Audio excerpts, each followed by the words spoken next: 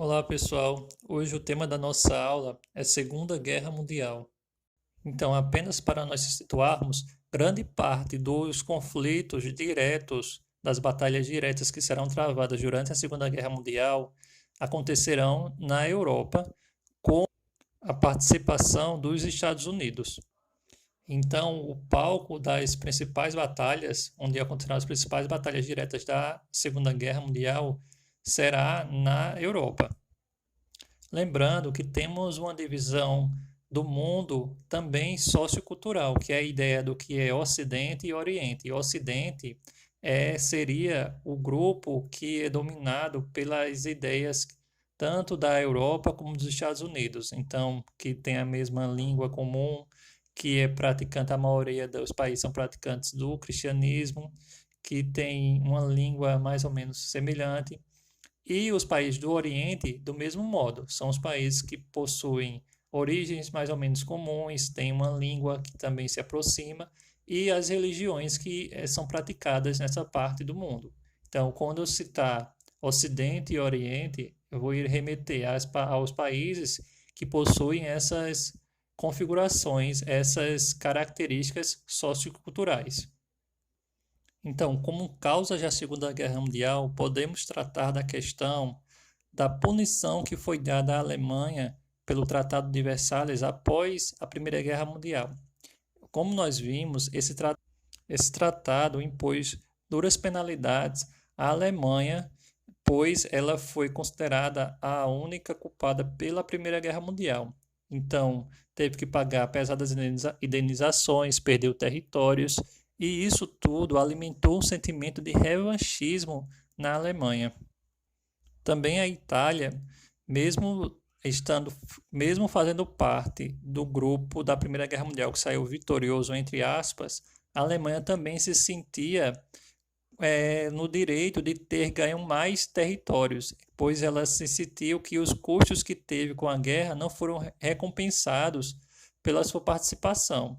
Fora isso, temos a crise de 1929, né, que vai se estender até 1933, com a Grande Depressão lá nos Estados Unidos, que essa crise afetou todos os países do planeta, pois as importações deixaram de ser feitas e esses países eles vão entrar em uma grave crise econômica, e isso possibilitou o surgimento, como nós vimos, do nazifascismo na Itália e também na Alemanha. E fora isso, temos a questão da falha da Liga das Nações em muitas ações que serão realizadas pelo Hitler, pelo Mussolini e pelo também o presidente lá do Japão. E a Liga das Nações ainda fez para detê-los. Fora isso, temos também as novas táticas que Hitler e Mussolini tinham testado lá na Guerra Civil da Espanha. Como nós vimos, foi aquela guerra que teve a Guerra Civil e que se impôs lá na Espanha o franquismo. Então, nós falaremos agora sobre o imperialismo japonês. A ideia de imperialismo que nós estamos tratando está relacionada à questão de conquista de territórios para a obtenção de matéria-prima e de mercado consumidor. Matéria-prima é a base para a fabricação de produtos. E mercado consumidor, né, que é ter a quem vender os produtos que são fabricados. Então, já no início do século XX, o Japão já era uma potência mundial, a única de toda a Ásia. Quando foi em 1931, o Japão ocupou a Manchúria, uma província chinesa rica em minérios e solos férteis. Essa invasão dessa região da Manchúria, ela foi condenada pela Liga das Nações, mas o Japão, em resposta, saiu da Liga das Nações. Como o Japão ficou isolado lá na asiática, ele se uniu à Alemanha para unir forças em caso de qualquer conflito. E em 1937, logo depois de ter saído da Liga das Nações, o Japão atacou e ocupou boa parte da China. E a Liga das Nações nada fez para detê-lo. Do mesmo modo, aconteceu o expansionismo italiano. Em outubro de 1935, Mussolini invadiu o Império da Etiópia, um país que é situado no nordeste da África. As Ligas das Nações orientou que os países proibisse os países membros da Liga das Nações de comercializar com a Itália, mas essa proibição ela não teve efeito porque a Itália comercializava com os Estados Unidos, com a Alemanha, que não faziam parte da Liga das Nações. Então, em 1936, a Itália conseguiu tomar a Etiópia, e com isso ficou provado que a Liga das Nações ela não conseguiria manter a paz no mundo. Do mesmo modo, a Alemanha procurou ampliar seus territórios e invadir várias regiões próximas a ela. Então, Hitler, afirmando que os alemães precisavam do espaço vital, que, como nós vimos, é um princípio básico do nazismo, em 1935 ele começou a rearmar a Alemanha, reintroduziu o serviço militar obrigatório e retomou a Sarre, uma área de mineração sob o controle da Liga das Nações. No ano seguinte, ele militarizou a Rínia, região próxima à fronteira com a França. Tudo isso que foi proibido, como nós vimos, foi proibido pelo Tratado de Versalhes, mas a França e a Inglaterra nada fizeram para detê-lo. Isso também se deu porque possivelmente a França e a Inglaterra viam que Hitler não poderia fazer muita coisa, e esse avanço dele, de algum modo, barrava a expansão das ideias comunistas, que era o temor da grande classe burguesa que vivia nesses outros países. Então, com as ações desses três países, eles formaram o que se chamou de eixo, que era formado por Alemanha, pela Itália e pelo Japão. Então, a ideia era conquistar mais territórios para se ter mais poder, controle de vastas regiões onde pudesse ter a questão da matéria-prima e também de mercado consumidor. Então, daí Hitler saiu conquistando mais territórios. E aí ele passou a exigir uma região da Tchecoslováquia habitada por milhões de alemães. Então, para resolver a questão, Hitler, Mussolini e o primeiro-ministro da Inglaterra, eles se reuniram, e também da França, se reuniram na Conferência de Munique e decidiram que a Alemanha poderia ocupar os Sudetos. A principal interessada, que era a Tchecoslováquia, ela não foi convidada para essa reunião. Então, com isso, a Inglaterra e a França estavam colocando em prática a política do apaziguamento. A ideia de que era melhor ceder alguns territórios à Alemanha e evitar uma guerra, além também de evitar o avanço do comunismo sobre a Europa. Mas aí no ano seguinte, Hitler, as tropas nazistas invadiram a Tchecoslováquia, desrespeitando o que havia sido combinado no tratado na Conferência de Munique. Então, no passo seguinte, Hitler assinou um tratado com Joseph Stalin, que era o líder da União Soviética, como nós estudamos.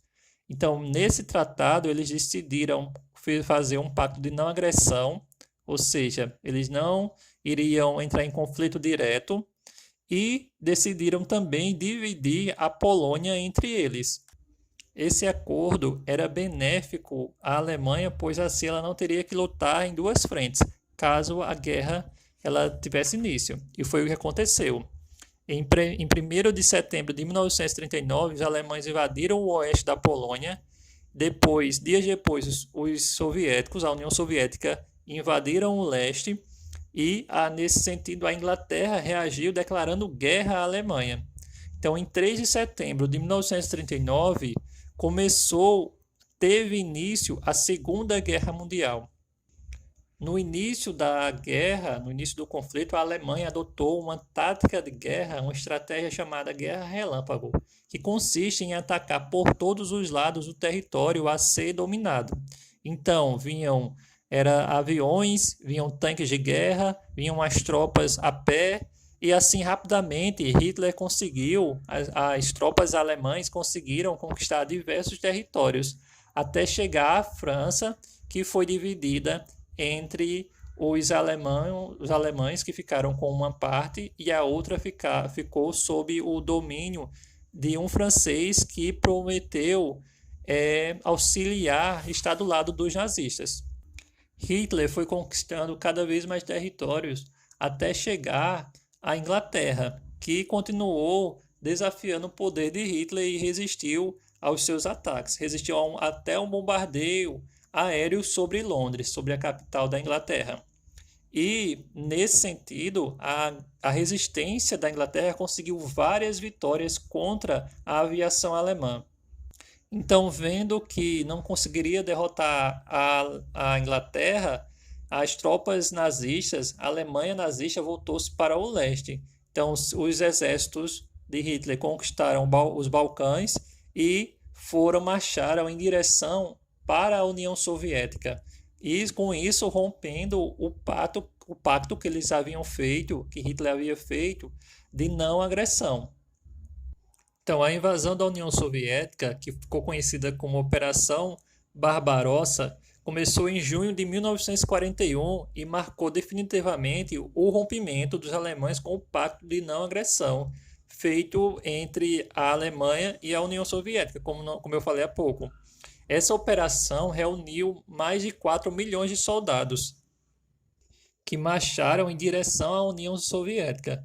Então, desse modo, fugindo das forças nazistas, os soviéticos adotaram uma tática de guerra chamada de terra arrasada, que consiste em destruir as plantações e tudo que fosse necessário à sobrevivência das tropas. Como na Rússia há um inverno muito rigoroso, que chega a 40 graus negativos, então quando esse inverno chegou lá na Rússia, na União Soviética, em 1941, isso aumentou as dificuldades para o avanço do exército nazista. E embora o exército nazista tenham conquistado parte do território soviético, conseguido avançar sobre ele, foi na frente leste, no território da União Soviética, que a Alemanha começou a sofrer suas maiores derrotas, o que isso foi determinante para o fim do conflito. Nós iremos ver agora o que ocorreu para a entrada dos Estados Unidos na guerra, na Segunda Guerra, e como essas batalhas foram travadas lá na parte oriental. Então, como nós vimos agora há pouco, que eu falei, o Japão ele conquistou vários territórios na Ásia, né, na parte lá da Ásia. Com isso, ainda faltava conquistar a área de influência sobre os Estados Unidos, que os Estados Unidos tinham interesse em algumas regiões ali da Ásia. Então, o governo japonês decidiu eliminar definitivamente a influência dos Estados Unidos ali naquela região. Então, por isso, em 7 de setembro de 1941, ele empreendeu um grande ataque aéreo à base naval dos Estados Unidos em Pearl Harbor, no Havaí.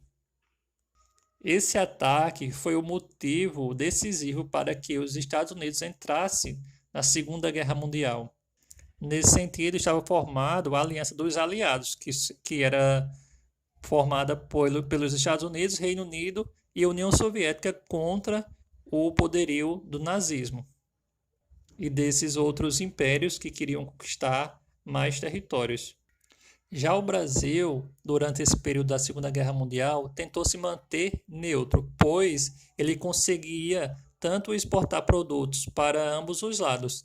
Então não era interesse do Brasil perder essas exportações que eram realizadas, mas diante de um empréstimo que foi realizado pelos Estados Unidos para financiar a construção de uma usina siderúrgica, então os Estados Unidos eles exigiram que o Brasil tomasse parte da guerra também, ao lado dos aliados. Então ele declarou-se a favor de uma união das Américas contra o eixo. Nesse sentido, a Alemanha reagiu mandando os submarinos que torpedassem 6 navios mercantes brasileiros, causando a morte de centenas de pessoas. Nisso, com essa notícia, milhares de pessoas no Brasil saíram às ruas pedindo que o Brasil entrasse na guerra ao lado dos aliados. Então, diante das pressões populares e do governo dos Estados Unidos, então Getúlio Vargas declarou guerra ao eixo em 22 de agosto de 1942. E naquele momento foi criado a FEB, que é a Força Expedicionária Brasileira, formada por 25 mil homens e comandada pelo general Mascarenhas de Moraes. A FEB conseguiu vencer batalhas importantes lá na Europa. Foi naquele momento também que foram criadas bases de apoio para a Força Americana aqui no Nordeste, principalmente aqui em Parnamirim, que se chamava Trampolim da Vitória.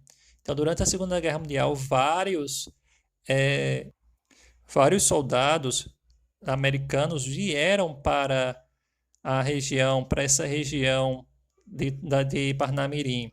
E até foi naquele momento que o museu inglês começou a ser introduzido aqui no Rio Grande do Norte, que aí nós temos aqui a ideia de se chamar boy para garota, essa linguagem um pouco americanizada para alguns termos. Então, a partir de 1943, o exército soviético começou a marchar em direção à capital da Alemanha, Berlim. Nesse sentido, parte das tropas dos Estados Unidos, também da Inglaterra, começaram a marchar em direção à Alemanha pelo oeste. Então, a ofensiva contra a Alemanha, contra o exército nazista, se deu pelos dois lados, tanto pelo lado oeste como pelo lado leste. Então, conforme o exército da Inglaterra e o exército dos Estados Unidos avançavam, os próprios fascistas italianos forçaram a renúncia de Mussolini, do Benito Mussolini, e assinaram um acordo de paz com os aliados. Mussolini não se deu por vencido e, com a ajuda dos alemães, organizou um governo fascista no norte da Itália. Só que esse governo que ele organizou não durou muito tempo, e os próprios fascistas do norte da Itália prenderam Mussolini e sua companheira, e eles foram mortos pela resistência popular italiana. Então, após a libertação da capital da Itália da influência do fascismo, da influência do nazismo, então os aliados abriram uma terceira frente de guerra contra os nazistas, desembarcando na Normandia, que fica no noroeste da França. Então, o dia escolhido para o desembarque foi em 6 de junho de 1944, chamado de Dia D, em um código para que os alemães não pudessem identificar a data das transmissões por rádio. Então, a ideia era confundir os nazistas quanto ao dia do ataque e pegá-los de surpresa. A estratégia funcionou, mas apesar de surpreendidos pelo ataque, os nazistas ofereceram uma dura resistência. Mas, como eles tinham perdido muitos soldados, os aliados conseguiram vencer e chegar até Paris, a capital da França. E já no próximo passo, eles marcharam em direção à Alemanha. A Alemanha ela passou a ser bombardeada tanto pelos ingleses como pelo exército dos Estados Unidos e da União Soviética. Então, recebendo essa invasão por todos os lados, ficou difícil para o exército nazista resistir. Hitler, nesse momento, exigiu que todos os alemães entrassem na luta. Então, que mulheres, idosos, crianças, eles fossem à luta para salvar a Alemanha desses inimigos que ele considerava.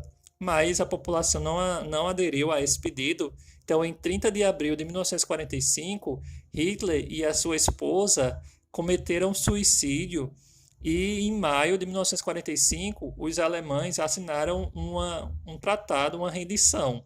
Era o fim, pelo menos na guerra, lá naquela parte da Europa. Já no Extremo Oriente, o Japão continuava resistindo ao avanço das tropas americanas das mais variadas formas. Uma delas foi a utilização dos kamikazes, que eram pilotados por pilotos, pelos aviões que se lançavam contra navios carregados de explosivos.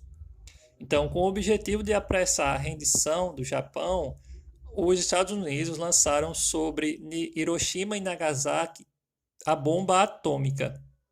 Então, com a explosão dessa bomba atômica, essas duas cidades elas foram devastadas e muitas pessoas tiveram queda de cabelo, muitas morreram, queimaduras, leucemia e vários tipos de câncer, principalmente de pele. Então, após esse ataque das bombas atômicas, em 2 de setembro de 1945, o Japão ele se rendeu. Assim, chegava ao fim a Segunda Guerra Mundial. Então, com o fim da Segunda Guerra Mundial, a Alemanha foi dividida em 4 zonas de ocupação: uma soviética, outra francesa, outra britânica e uma dos Estados Unidos. A capital Berlim, também ela foi dividida entre essas 4 nações. Nós iremos falar agora sobre o Holocausto, que foi o assassinato de milhões de pessoas pelos nazistas, principalmente judeus. E essa ideia de perseguição aos judeus, a perseguição aos judeus feita pelos nazistas, começou mesmo antes da Segunda Guerra Mundial. Como nós vimos, desde que Hitler assumiu o poder na Alemanha em 1933, ele começou a colocar em prática as suas ideias contra os judeus, né? A ideia do espaço vital, a ideia do antissemitismo, do ódio aos judeus. Então, várias ações foram feitas contra, principalmente, os judeus. Mas não somente, pois também homossexuais, ciganos, negros foram todos afastados da vida pública, das atividades econômicas, e muitos foram levados para os campos de concentração, que eram locais onde esses grupos eram feitos de prisioneiros e eram mortos nas câmaras de gás. Então, em 1945, com o fim da Segunda Guerra Mundial e a descoberta dos crimes que os nazistas haviam cometido, inclusive o Holocausto, foi instaurado o Tribunal de Nuremberg, que deveria julgar os crimes cometidos pelos nazistas. Então, entre 1945 e 1946, várias figuras importantes do nazismo foram sentenciadas, ou seja, foram julgadas e condenadas. O Holocausto nos traz como lição a ideia de que não podemos julgar nenhum grupo social devido à etnia, devido à orientação, devido à religião, que todos merecem respeito, pois, como Hannah Arendt coloca, e como é apontado por outros historiadores, Hitler não matou 6 milhões de pessoas sozinho. Ele teve o auxílio das pessoas da sociedade alemã que naquele momento estavam sob uma ideia de que o certo a fazer era aquilo. Hannah Arendt chama isso de a banalidade do mal, pois as pessoas não refletiam sobre suas ações. E isso é uma lição que nós devemos também adotar, pois no poder, governantes, eles podem orientar a sociedade a fazer coisas em nome de vários personagens que as pessoas muitas vezes não param para refletir sobre tais ações. E isso é um perigo numa sociedade. Então, após o fim da guerra e essa divisão da Alemanha que foi feita, também ficou claro que o presidente dos Estados Unidos, que na época era o Harry Truman, ele não iria manter relações amistosas com a União Soviética. Desse modo, formou-se no mundo 2 blocos de influência política, social e econômica: o bloco capitalista e o bloco socialista. Isso é importante para quando nós formos estudarmos a Guerra Fria, esses 2 blocos que serão fundamentais para compreender todo o processo da Guerra Fria. Então, em 1945, foi criado a Organização das Nações Unidas, ou a ONU, que tem como objetivos principais promover a paz mundial, proteger os direitos humanos, estimular o desenvolvimento econômico e social das nações, reforçar os laços entre os estados e estimular a autodeterminação dos povos, que é a ideia de soberania de cada povo. Então, logo após a criação da ONU, 3 anos depois, em 1948, foi feita a Declaração Universal dos Direitos Humanos. que nos seus artigos, que são 30, expressam o direito à saúde, à liberdade, à segurança, à liberdade de religião, à educação, enfim, são direitos básicos de cada ser humano que não lhe pode ser tirado, não lhe pode ser negado. Para a ONU funcionar, ela conta com o apoio de várias instituições especializadas que estão ligadas a ela. Então, nós temos, por exemplo, o FMI, que é o Fundo Monetário Internacional, temos a OMS, a Organização Mundial de Saúde, temos o Banco Mundial. Então, temos várias instituições que, dependendo da temática que ela é atribuída, ela auxilia a ONU.